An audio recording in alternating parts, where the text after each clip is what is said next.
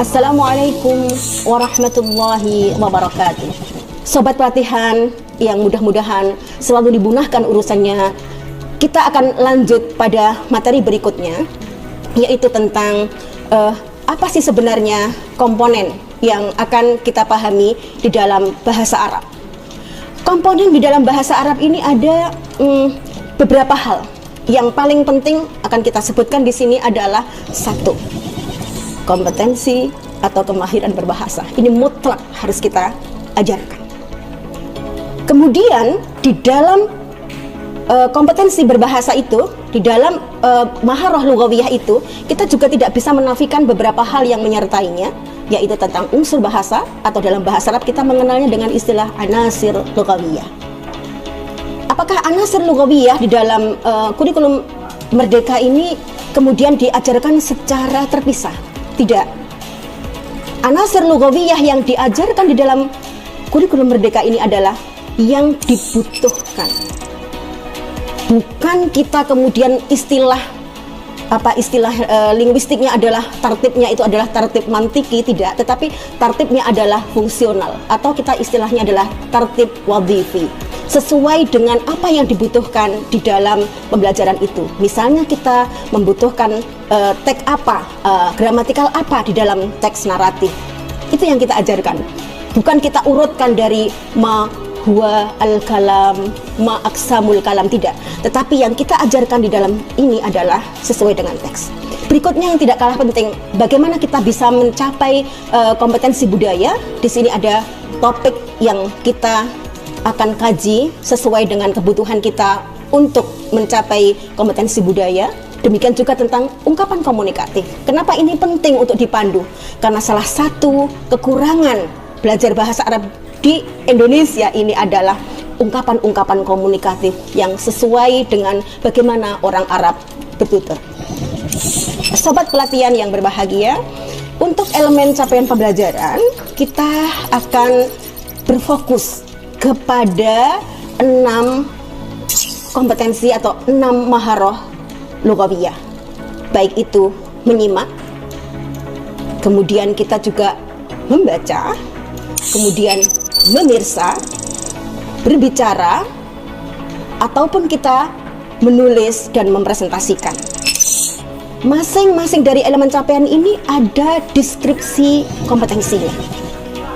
Menyimak, kita mampu memahami, mengidentifikasi, menginterpretasi, baik itu fakta, ide, ataupun urutan peristiwa yang diperdengarkan kepada kita.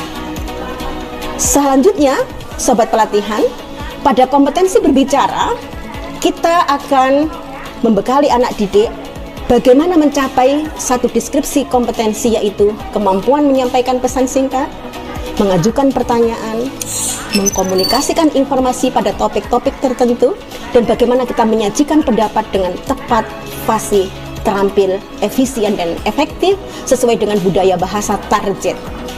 Kata kuncinya adalah sesuai dengan budaya target. Selanjutnya, sobat pelatihan, kita juga akan masuk kepada maharah yang berikutnya, yaitu membaca dan memirsa. Ini mungkin poin baru bagi kita.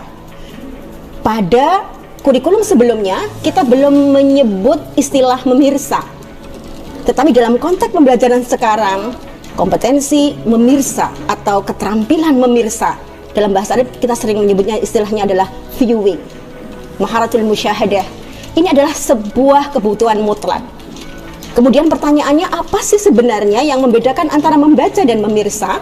Itu ada poin penting yang Bapak Ibu akan pahami, yaitu dalam kompetensi membaca, ya, kita ada titik kunci, yaitu kemampuan memahami, menginterpretasi, dan menentukan. Adapun dalam kompetensi memirsa yang menjadi kata kunci, mungkin ini harus diperhatikan oleh Bapak Ibu, oleh sobat pelatihan semuanya, bahwa yang menjadi titik tekan adalah kemampuan memperhatikan, kemampuan memahami, kemampuan menggunakan, kemampuan merefleksi, kemampuan menganalisis, dan juga mengevaluasi serta menginterpretasi. Ini sangat jelas perbedaannya antara membaca dan memirsa. Sekali lagi, membaca dan memirsa harus menjadi titik poin perhatian kita. Sobat pelatihan, untuk selanjutnya adalah juga hal baru di dalam kurikulum merdeka kita, yaitu menulis lazim tetapi mempresentasikan mungkin hal baru. Yang harus kita catat, harus kita highlight istilahnya adalah kata kuncinya. Kalau menulis, kita kemampuan menuliskan dalam bentuk kata dan ungkapan, tetapi mempresentasikan ini adalah kemampuan kita bagaimana tidak sekedar menulis, tapi kata kuncinya adalah mempresentasikan itu. Di situ ada hal sifatnya lebih mengkritisi dan mengevaluasi.